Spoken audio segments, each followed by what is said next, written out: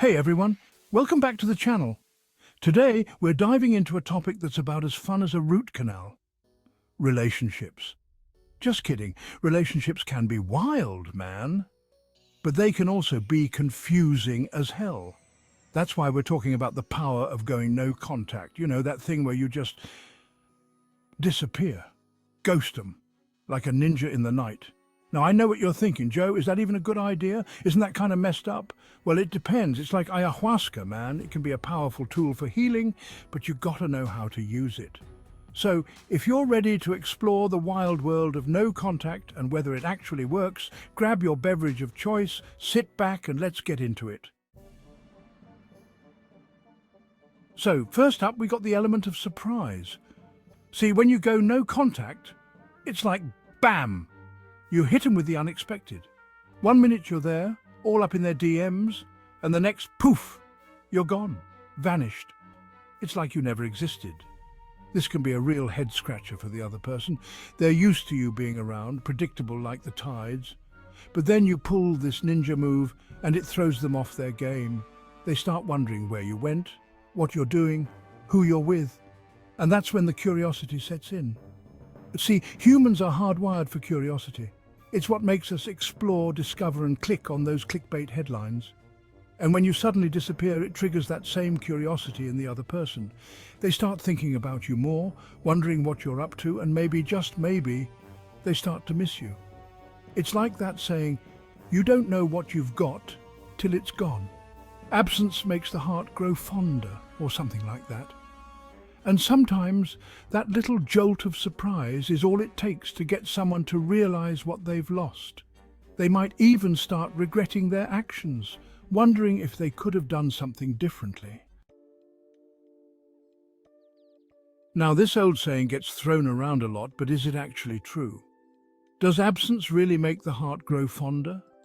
Well, like most things in life, it's complicated. It depends on the people involved, the nature of the relationship, and whether or not you actually like the person to begin with. Think about it. If you're constantly around someone, it's easy to take them for granted. You get used to their presence, their quirks, their annoying habits. But when they're gone, you start to notice those things missing. You miss their laugh, their terrible taste in music, the way they always leave the toilet seat up. Okay, maybe not that last one, but you get the point. Absence can give you a fresh perspective. It's like stepping back from a painting to appreciate the whole picture. You start to see the good with the bad, the light with the dark. And sometimes that distance allows you to appreciate the person more than you did before. But here's the thing. Absence doesn't magically fix a broken relationship. If the foundation was already crumbling, going no contact might just speed up the inevitable collapse. It's like trying to build a house on quicksand. It might look okay for a little while, but eventually it's going down. One of the most powerful things about going no contact is that it gives you time to reflect. And I'm not talking about staring at your own reflection in the mirror, although that's not a bad idea either. No, I'm talking about some serious introspection, some deep dive soul searching. When you're caught up in the drama of a relationship, it's easy to lose sight of yourself. You start catering to the other person's needs, neglecting your own, and before you know it, you're tangled up in knots, wondering who you are anymore. Going no contact gives you the space to untangle those knots. It's like hitting the pause button on a video game. You get to step back from the action and assess the situation. What went wrong? What role did you play in it? What are your needs and wants? This is your chance to get real with yourself, to figure out what you want out of life and love. It's not always easy. Introspection can be uncomfortable, like pulling teeth sometimes, but it's necessary for growth. You've got to go through the mud to get to the clear water, man. And trust me, the clarity you gain from self-reflection is worth the temporary discomfort.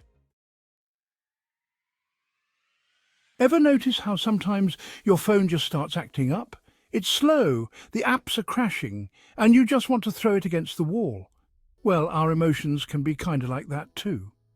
When we're constantly bombarded with negativity, drama, and toxic energy, it takes a toll. We get emotionally drained, burnt out like an old iPhone battery. That's where the emotional reset of no contact comes in. It's like hitting the reboot button on your emotions.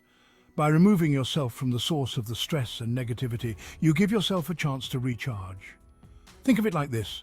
You're a fighter who's just gone through a brutal match. You're bruised, battered, and your energy is completely depleted. Now, you wouldn't just jump back into the ring for another round, would you? No, you'd take some time to rest, recover, and rebuild your strength. That's what no contact is all about.